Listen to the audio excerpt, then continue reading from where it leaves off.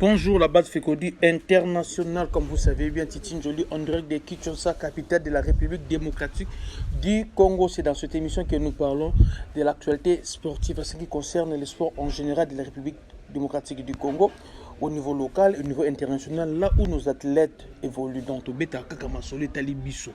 Tout ça, là, qui sont voisins. Donc, c'est ça la force de la FECODI.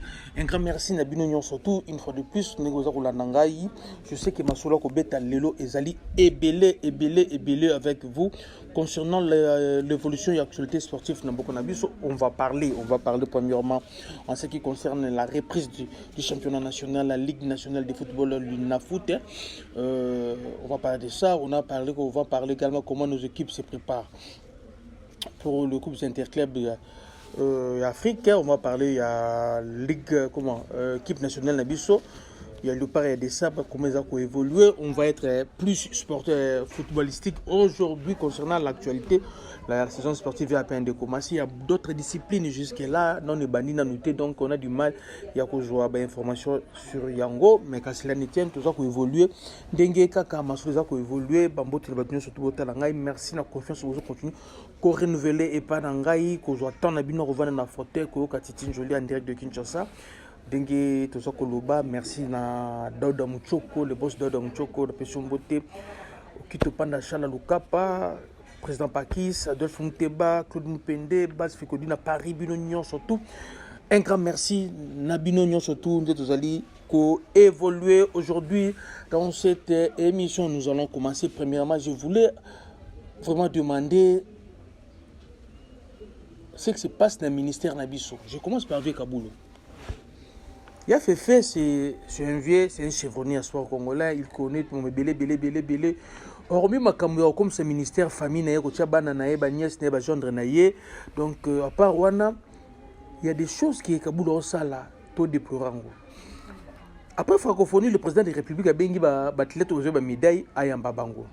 Chose étonnante, au vu que tout Kamwa Kaboul liboso a bis na liste.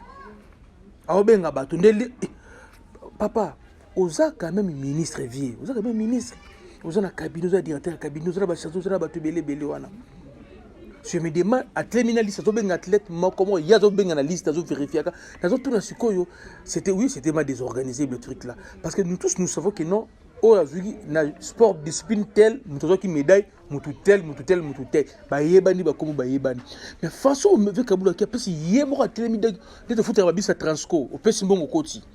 Et là, on n'a pas accepté ça, c'est plus l'angoté. C'est ça qu'on a baissé le ministère à sport. On a connu de ministre à sport, peut-être dans le niveau intellectuel, parce que niveau avec Kaboulou, mais le justement avec Kaboulou, tout le monde qui n'a vu Kaboulou, vraiment, on a assez makasi. On a assez makasi, ma promesse, c'est tout le baki, on a réalisé en côté. Et là, on s'allie là, c'est l'île de communication. Je me demande pourquoi quand on photo va diviser en gros. Il y a un journaliste, un athlète, et par après, on va ngoul ba côté qui kaka. Malgré vigilance, nous avons côté qui kaka. Et puis ça passe, il y a d'autres fédérations qui ont demandé à l'athlète, bon, je suis chef de l'État, c'est 20% bon, pour nos frais de fonctionnement, il y a la fédération, ça crée un débat. On dit non, on a athlète, ça va un bon côté, mais ils ont la fédération, on a un bon côté, et comme ça, on a débattu. Entraînement, logement, hébergement, je vais être la fédération, je suis le président de la fédération, nous sommes en charge. Alors, tant que athlète, logement bon. Quand on a potana bundara boyokana bosala ngo débattre pour tout évoluer tout kende liboso bande konangai. Je voulais parler du solo Italie. Premièrement, reprise du championnat national, l'INAFOOT Ligue 1. Après plusieurs tentatives, des dates repoussées parce que la DEFCO aux alliés structure Mokoboué qui n'est pas officielle. Parce qu'ils n'ont pas une personnalité juridique. À Kampaki n'a quoi en appui, je appuie à ministre des Sports. Mais quand on a appris à Mpandi n'a épée, à Kampaki n'a quoi Au moment où je vous parle, les choses ont beaucoup changé, beaucoup évolué.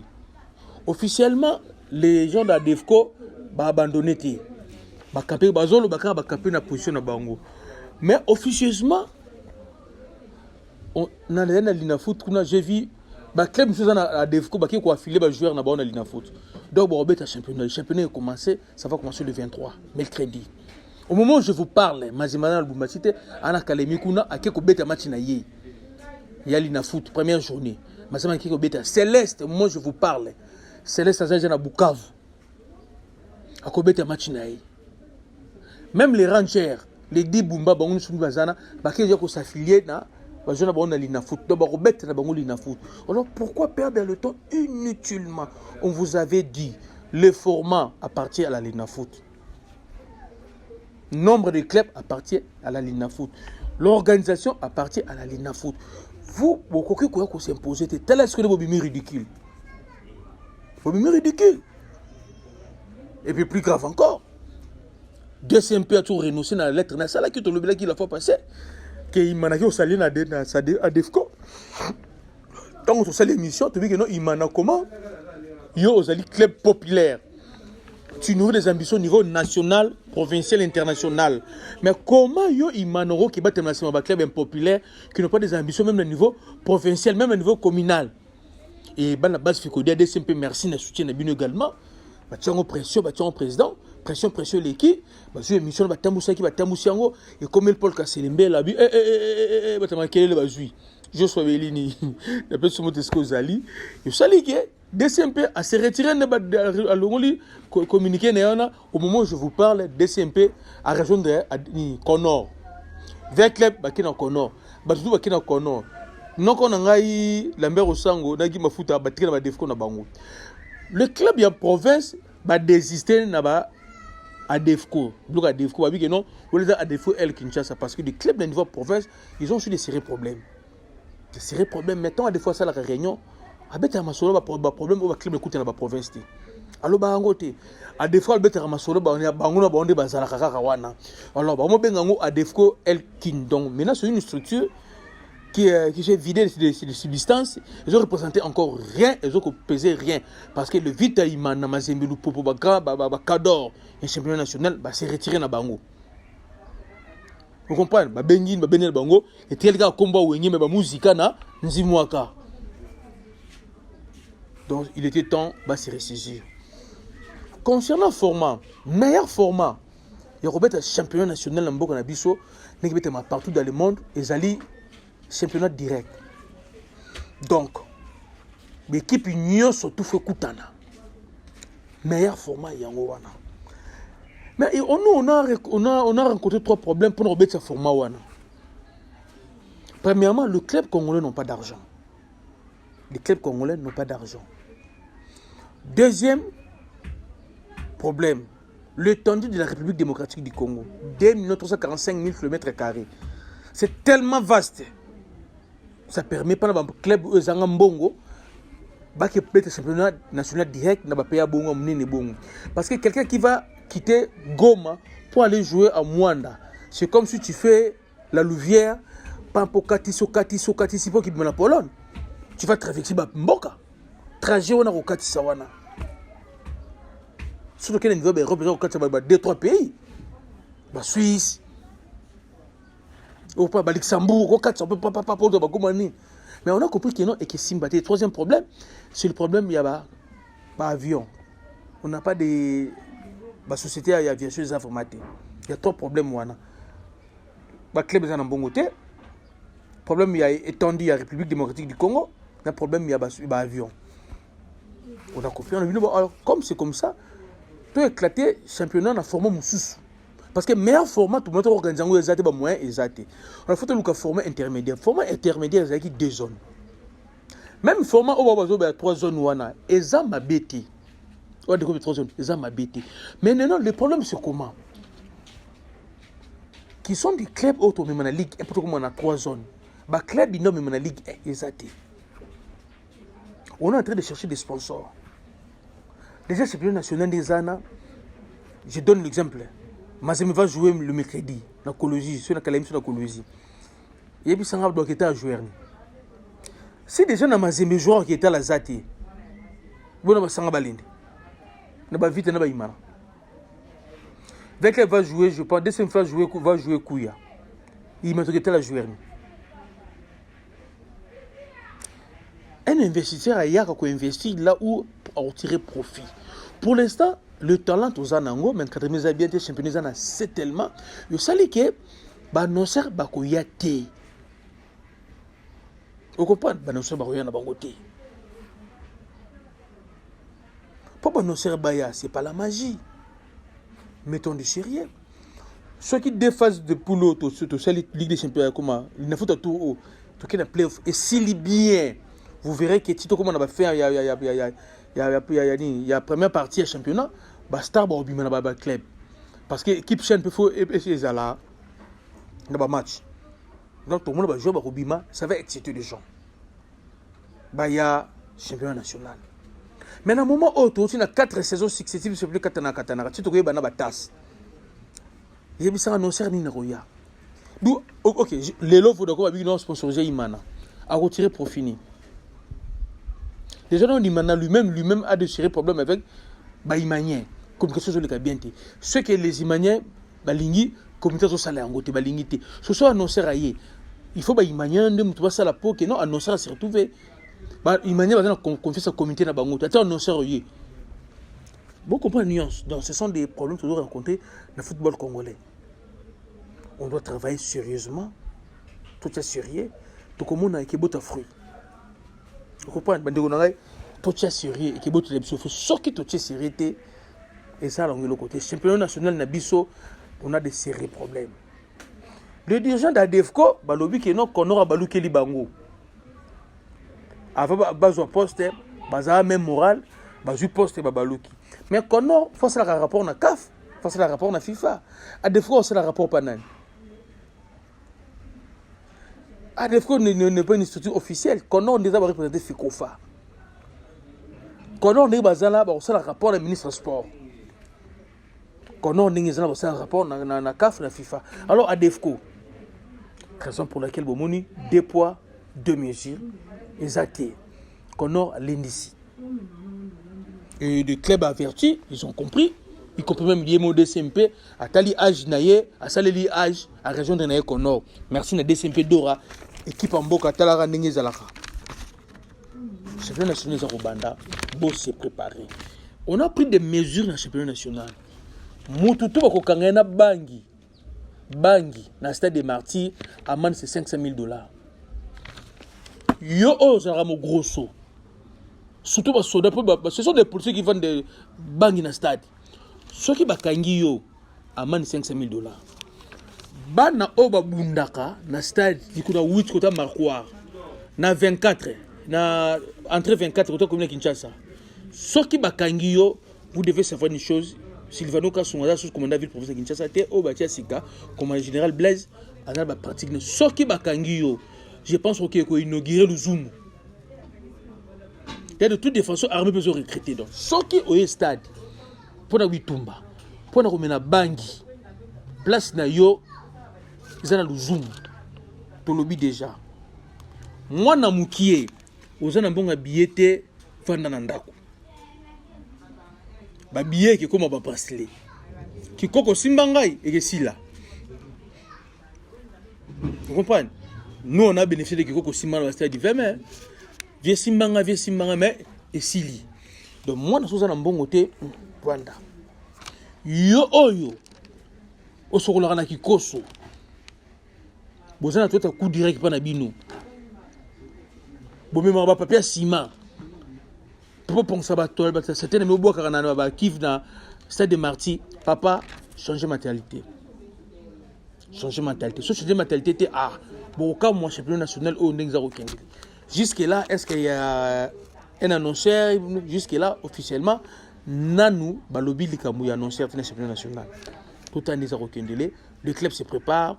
Mazé déjà dans la place qui nous met à match la première journée, Céleste Hazard déjà. Pour te kuna DCP beaucoup à bango tout, bah qui kuna donc y a même yemo copé Rangers a filé ba joueur na foot non y pas robeta. l'équipe de province va se retirer à Defco Abidjan, ou à Defco El Kinshasa. S'ils veulent, ça à Defco national. Comme ça, l'équipe de province va retrouver par Nabango. Tango, à Defco, à Zoloba, au nom de diriger le football congolais, Ndengue, Kotena, et puis Samaraka, Kaba, Mbutu, pour de Mbutu, dans la préparation.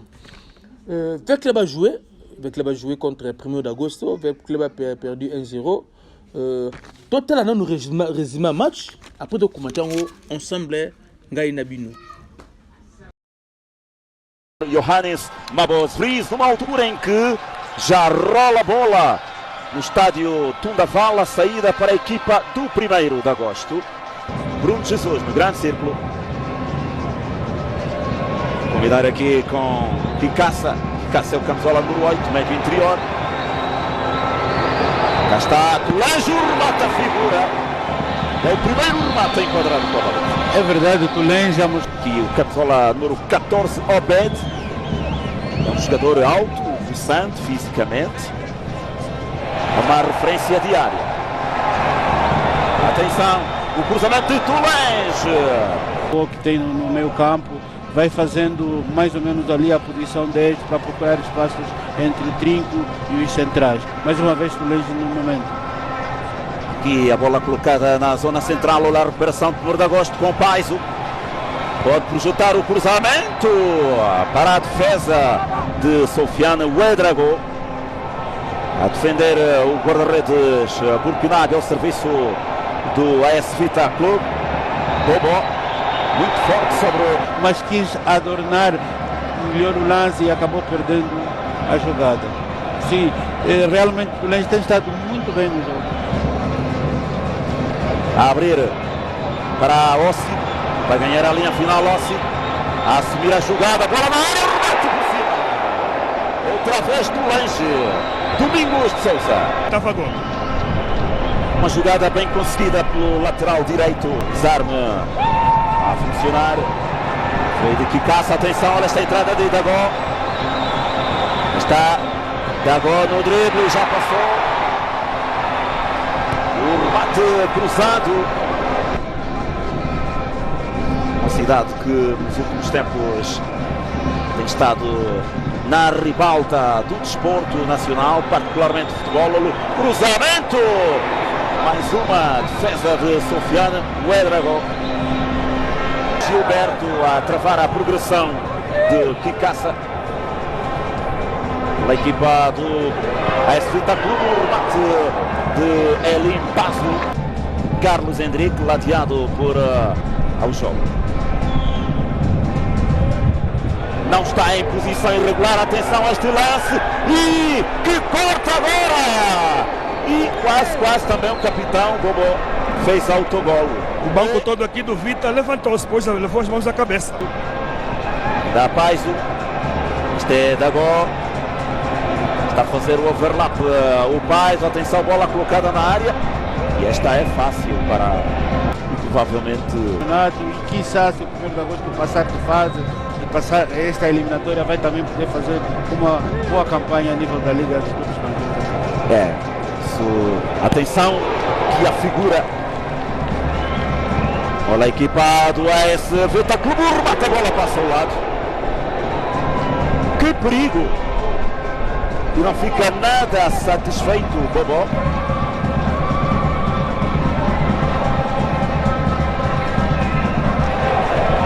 Olha o passe para a equipa do AS Vita Clube, atenção, diagonal interior, remata a bola por cima. Bom movimento do jogador congolês, desenquadrar ali o seu adversário. Cliver não entrou bem no jogo. Olhou Ossi, bom pormenor técnico, cruzamento de Ossi.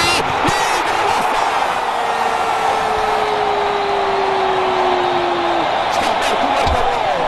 É do 1º de agosto. Dá gol! Tudo começa numa bonita jogada do jovem lateral direito.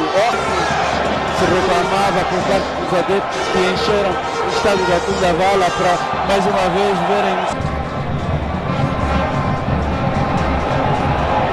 Olhou o 1º de agosto. César Cangué, bola na área, atenção, da gol na recepção. Novamente o de agosto. que remate! César Kangué. Garoto que está a ser forjado. Última jornada da fase de grupos de apuramento ao CAN da Côte d'Ivoire. Mabele. Atenção, dá gol! Não chega a bola porque cortou primeiro. Que caça. Tira a sua equipa para o ataque com cruzamento aqui. Vai levar muita força pela equipa do AS Vita Clube. Começa esta jogada. Abertura aqui para o lado esquerdo. Remata, a bola vai ao travessão. Assistiu o AS Vita Clube. Mais uma bola rasteira. Faixa defensiva do 1º de agosto. René Zongrana. Exatamente. Já marcou ao minuto 71. Caleb também. Mas é da gol. Atenção, da gol! Bola da Caleb. Jogar curto com o Kikaça novamente. Caleb, atenção. Olha esta combinação. E a sair. O Durico termina o jogo no estádio Tigravala. A assistência foi o repórter Domingos de Sousa. É verdade, foi bom espetáculo para primeiro jogo. Eh bien, vous avez vu, il y a 5 minutes, vous avez vu comment avec les bas jouer, timidement au début et après côté d'un match, en termes de pourcentage, avec les bas qui vraiment à l'auteur un match, c'est vraiment un match avec les bas pour la T. Et je m'étonne jusque là, au niveau internet, avec les premiers 0-0, peut-être qu'avec les bas pour les 1-0. Donc, il n'a pas démérité, vite, vraiment bêtis, on a bêtis, ni était maladresse, c'est m'attaquer avec les. Avec les Ligue gagné peut-être 3-1. Plusieurs fois avec les batteries dans le poteau numéro, plusieurs fois continuer à carré, maladresse, on s'est dit à quoi? Avec les avait remanié son équipe à 70%. Est-ce que la mayonnaise est une annotée? Est-ce que c'est championnat national? C'est aussi un vrai problème. Comment on peut jouer Ligue des Champions sans même journée mort dans ma poule? Ça ne se fait pas. Apparemment, il y a commis un peu éternel recommencement dans le club de la Coupe d'Afrique sans championnat. Pendant qu'il y a comme la 4, 5e, 6e journée, il y a championnat. Ce sont des choses qui, à défaut, il fallait avant de réfléchir. Vous avez vu avec les bêtis, sauf que les joueurs ne sont pas connus. Donc il n'y a pas moyen de commenter le nom de joueurs, et ça commence à faire mal lorsqu'on regarde notre championnat, la Ligue de foot, comme dans notre pépinière, il y a un championnat. C'est parce que les clubs n'ont pas d'argent. Oueka Sanji avait dit lorsqu'il avait déclaré qu'il était candidat à la présidence de la FECOFA, avec pour équipe, la Ligue de foot, base au moins $500 000. Dans le compte, bango. Et maintenant, le club va même pas faire le compte. Adresse physique, bazala nangoto. Varese basombara basomba tcheko basomba tchekombo. So bazo 500 000 ango wapi. Et pourtant que bateka ka ba joueur. Bateka ka ba joueur. Les clubs congolais ont inséré problème d'organisation. Les clubs congolais ont inséré problème d'organisation. Vous comprenez? On a inséré problème d'organisation. Maintenant lingi kaka koganga ganga. C'est révolu l'époque où on devait avoir un dirigeant fort dans un club faible. C'est révolu. Ce sont des clubs qui devaient être forts et non des dirigeants des individus. Et non des individus. C'est ça le vrai problème dans le sport congolais. Vous comprenez? C'est ça le vrai problème dans le sport congolais. Avec les bas joués, vous avez vu avec les bas joués, il y a trop de problèmes. Avec les bas voyager sans son équipe de communication. Je ne sais pas. Donc, qu'est-ce qui se passe? L'équipe de la communication avec les alimogés, tout éviter. Ce sont des erreurs. Dans la ligne de Kowata qui dit que nous avons une stratégie. La communication n'a pas besoin de stratégie. Les stratégies de communication, nous les connaissons. D'ailleurs, moi-même, j'avais fait mon TFC sur les stratégies de communication de Vodacom Congo à l'époque. Donc, dans le domaine Moko, moi, je maîtrise très bien parce que j'avais fait mon TFC, les stratégies de communication de Vodacom Congo. Alors, ce que une stratégie, d'abord, j'ai regardé silence. Alors ça crée des rumeurs. Et lorsque rumeurs persistent et qu'il n'y a pas besoin de remplacer en côté l'information vraie, rumeur est comme une information. Raison pour laquelle il y a des dossiers. Voyage avec les niveaux à Tanzanie, on ne sait pas. Bazar qui est invité, tout le monde qui bango moko, Mbutu. Donc avec les aussi comme un problème de communication, comme l'équipe belé. Le dirigeant de Renaissance, FC Renaissance et aussi Renaissance, basé dans la justice, va ensemble. Pour rechercher comment FC et comment aussi. Nastati, le but que notre équipe est à supporters. C'est ce qu'il dit Nastati. Mais maintenant, les supporters de la Renaissance, dans tout ça, vous êtes où? Bien, équipe. Ça, c'est un.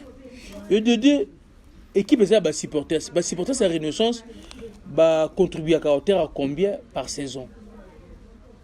Lorsque vous voulez avoir une équipe forte, les supporters doivent s'impliquer dans la budget équipe, la gestion équipe. Pendant que ce sont des individus qui sont bons dans la poche, et que ça la passe. C'est-à-dire que c'est le banc clair. L'équipe appartient aux supporters. Mais sur les supporters, cela là-bas contribuera à combien? La caisse. On m'a dit que non, pour ça on contribue à la mais crédibilité à dirigeant pose aussi problème. Bon batono kenda, ba beaucoup na mela bon batono. Allez-y comprendre. Donc je fais ça, moi pas si, bah côté de makamwana surtout, pas si vraiment. J'aimerais vraiment parler un peu Mingilelo en ce qui concerne notre équipe nationale de part A. Nous allons jouer le 9 septembre avec les Soudanais ici à Kinshasa parce que le stade des Martyrs a été autorisé officiellement à recevoir le match du Soudan. Le stade n'est pas homologué. Par rapport, contrairement à ce que tout le monde dit sur les réseaux sociaux, le stade n'est pas encore homologué. Nous allons jouer ici à Kinshasa. Ça serait bien parce que je sais qu'il y aura la présence du président de la République. Ils allaient pour motiver Bango. Nous aussi, les fégodistes, il y a Congo Mobimba Torozalawana et que ça l'a bientôt soutenir l'équipe nationale Nabiso. L'entraîneur, comme vous savez très bien à Kinshasa, c'est les jeudi, a publié liste de entraîneurs. On a un problème dans ce pays. Les athlètes ou les joueurs, arrêtez d'aller voir Vieux Kaboulou. Arrêtez d'aller voir, de parler avec les gens de Connor. Pour oser la sélectionner. Présélectionner, j'ai dit d'abord. Le patron, le staff technique, c'est les coachs lui-même. Et les coachs a sa philosophie avec sa équipe Oyaye. Et les coachs a recruté les joueurs par rapport à la philosophie naïe. J'ai toujours dit l'équipe nationale c'est les champions des meilleurs joueurs. 10 moments dans chaque poste. Selon la philosophie entraîneur. Tu peux être bon, mais si tu n'es pas meilleur dans la philosophie entraîneur au soir. Alors arrêtez inutilement. Donc on a rabattu une recommandation.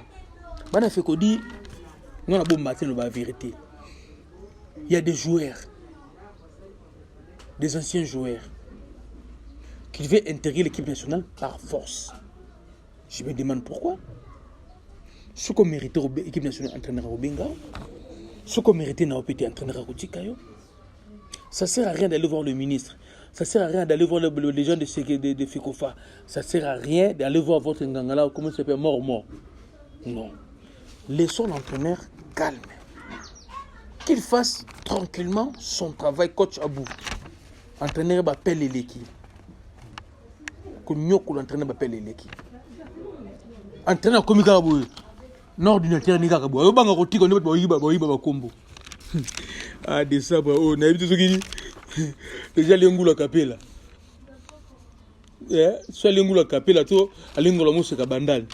Et quel ordinateur kakabou. Il y a un problème que les gens continuent qu'on va cesser. Les problèmes, il y a les joueurs locaux d'équipe nationale. L'entraîneur a été clair sur ça, à l'exception de Badjo. Il y a des TP Massimbi. À l'exception de Badjo, il n'y aura aucun joueur local, la liste est après sélection. Pourquoi? C'est parce qu'on n'a pas. C'est une s'il a quitté, c'est une banine Narita, Badjo va du temps de GT, il est au côté. Peut-être à l'exception de Badjo, s'il a dit Badjo. Et le reste, ne comptez même pas que vous allez être présélectionné. Même si on vous présélectionne, vous voyez que vous avez une liste, il y a 18 ou 24 été. Vous en avez noté. Mais par contre, si on nous signale le retour de Nata Idumba, je voulais apporter une précision. D'après les dires de l'entraîneur, d'après sa façon où il parle, l'entraîneur conjugue Tissera au passé. L'entraîneur préfère Idumba que Tissera. Nathan Idumba que Tissera, c'est ça. Sur ça, analyse de contenu entraîneur, je puisse Nathan Idumba entraîneur pour jouer. Bon, Tissera, je ne sais pas, mais jusque-là, les informations à ma possession, comment Tissera zaté. Comment Tissera est zaté. Par contre, l'entraîneur insiste sur le cas de Toazembe. Tant qu'on insiste que Tokuna, donc je comprends que Tissera, c'est un problème. Il y a aussi un problème latéral droit. Moukoko a mal à la club, a accueilli Ukraine, je pense. Oui, on a accueilli Ukraine. Bon, jusque-là, à Betité, on a des Kaloulou. On va dire des 3 journées dans ma colo. On va jouer à Zazana. Qui sera titulaire? Moi, je ne vais pas me prononcer. Mais dans le match, en réalité, je pense pas Tchakaloulou. À la titulaire. Je crois mal les motivations, mais avant de un peu trop. Donc c'est un peu compliqué. C'est un peu compliqué. Comment ça se passe la préparation de ce match? Oui, la préparation au niveau administratif, ça se passe très bien. Vous savez, Rocky Bouchiri est autorisé de jouer pour la République démocratique du Congo. Comment on appelle ça? La convocation c'est officiel. Chaque club va recevoir convocation pour les joueurs où ils allaient convoquer. Je voulais aussi porter une précision. Si là, c'est chaque équipe doublé, c'est plaisir. Si là, c'est également pas une convocation cette fois-ci. Donc, préparation, mais sur le plan administratif, ils allaient Kokende, bien. Finance, le gouvernement congolais n'a pas résilié sur les moyens pour ne pas s'entraîner en bon. Son programme a été respecté. Mbongo nango. Et bimi, bien moko ebi quand akobanda biloko na yoana, je l'entraîneur. Donc côté gouvernement, merci. On n'a rien et qu'on reprocher nos gouvernements. Et j'avais déjà appris avant de Mataawa que les joueurs seront servis peut-être de Vaba et Kinshasa. Dans le compte de mon Congo. Il y a un problème qui se pose maintenant, hébergement. Les joueurs seront hébergés où? Ils seront logés où? Comme nous, les fégodistes et l'entraîneur dans le programme, l'entraîneur n'est pas d'accord. Joueur de fleuve Congo tel. On a décrété ça sur un des publics. L'entraîneur n'a pas dit non. Comme centre courant pauvre n'est pas opérationnel pour l'équipe nationale, parce que dans le moment où on va escroquer Bobo Bondembe, si on peut trouver hôtel Moko Bouye, rien que pour le léopard pour le match. Des précautions que l'entraîneur a train de prendre, ça prouve que l'entraîneur a joué un match vraiment au sérieux. Nous avons gagné. Robeta Bango, Trobalula Bango. Mais la préparation, l'entraîneur n'est pas content. Congo tel. C'est un lieu public. La concentration. Pour éviter le joueur, puis tout le match va changer, on peut sa logement. Mais vous devez savoir une chose, l'entraîneur a l'ingité base à la logique, fleuve Congo tel. C'est un lieu public. C'est ça maintenant le vrai problème.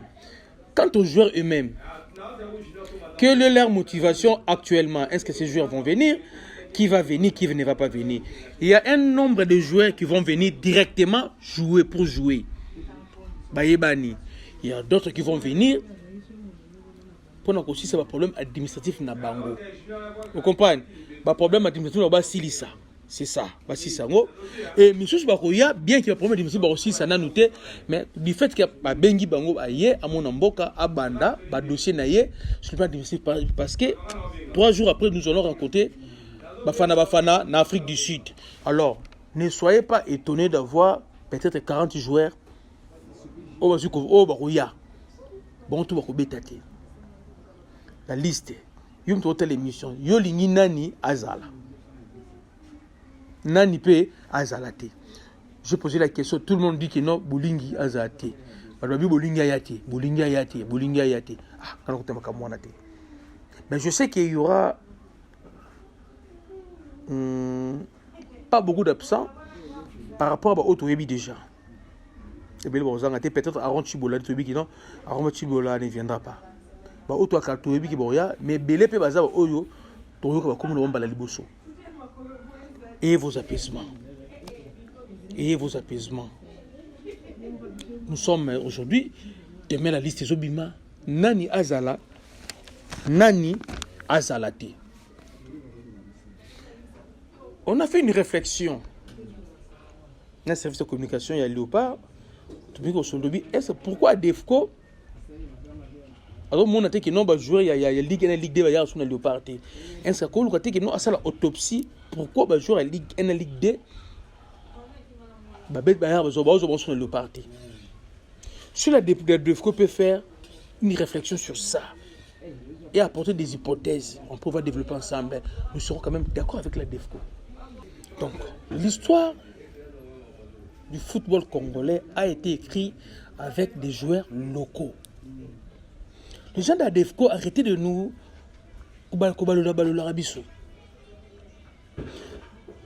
est-ce que nous sommes dit qu'il y a une équipe nationale, Bissomoro congolais, fait courir son joueur de une équipe nationale. Ça prouve qu'on n'a pas de joueurs dans une équipe nationale. Or, les grands noms du football congolais, ce sont des joueurs locaux, des gens qui ont évolué ici. Mazembe, Chinkunku, Sangabalende. Vous comprenez? Chipepele, les Ndaya, les Kazadi, les Mayanga, Kibonge, Bangonyo Sotuana. Ben évolue rapi. Santos Mutubile, des élotiques, Bilima Bamasol. Mais les Oyo, on n'a pas de joueurs Oyo. Pas de défendre qui n'ont pas de poids. Même ici, il y a des badges pour une équipe nationale. Et maintenant, vous, les gens de la DEFCO, vous réfléchissez à sur le quoi. Mais vous êtes le premier qui a bloqué le football. Franchement, ça fait mal. Moi, j'aimerais qu'il y ait fait Cody. Ensemble, essayer un peu de réfléchir. C'est juste qu'à liste, la liste, parce que vraie liste, c'est l'entraîneur Rubimisa. Selon yo, dans les commentaires, c'est la liste. Comme ça, on va voir comment elle va évoluer pour montrer aux gens que nous, les fécodistes, on a des prix. Mais quant à nous, les fécodistes, à part Badjo, tout le monde a joué au niveau local pour l'instant. Je vais dire que tout le monde a été, tout le monde est dans la sélection. Bolingi, Bolingi, nous les fécodistes, tout le monde a bangoté. Ceux qui vont présélectionner, ce n'est pas grave. Mais je dis que la liste est bazalate. Bakin va bête à Kolissa. Bazonde bazalaka baya. Je ne peux pas la liste. Jackson Mouleka, Victor Makengo, Simon Banza, Charles Piquel, Kalou Mwendo, Tinto Mounae. Vous comprenez? Baloukou Michel, Tinto Mounae. Bajo Bazebel, Tinto Mona. Bama Vididi, Badinganga, Badianganga, Tinto Mona Bango. Tout le monde a Kinzombi, Mateta, Bisaka, pourquoi pas Pierre Kaloulou? Vous comprenez? Foulou, vous êtes comme un analyste, Bangouana. N'a pas sous on a mon IPT, Babouchir, Union Sotoana, tout le monde a une liste. Au peut tout le monde a une liste, tu as des Lilepo, Moukoko Soso, Amali, comme on a un club, comme à quelqu'un qui a vu si Kana Ukraine. Je pense que l'Europe et celle qui non. Je me demande si on a poste parce que le club nous avons un axe. Ah, bête à D. Bon, quand on a sombé par rapport à la performance dans le club, tout le léopard. Bon, tout le terrain n'est pas au bête. Mon coco a mal tout le monde tourne dans la sélection. Bowling, tout le monde a été. Lille pour Glody, Bayaki. Bisso fait que c'est déjà 3. Toko Baksa Missous. Tout le monde est dans la sélection. Donc, Yob Sozali, Bakisana le monde dans la sélection. Et quand tu es serein, tu es entraîneur. Mais entraîneur, dans le monde, il va dire que tu seras vraiment Nzambikaka, Kwaluzolo.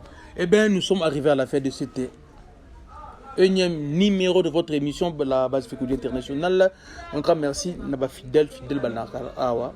batlanda émission oyo biso nyonso tout pesi bino bambote ndenge ezalaka kaka le prophète Esaïe aux États-Unis na pesi mbote bambote de biso nyonso tout pourquoi pas maman Christina Ndiba na pesi mbote bana base populaire na Luanda président Herman pe na pesi mbote et base fait que nyonso tout na pesi bino pe bambote ndenge ezalaka merci vraiment.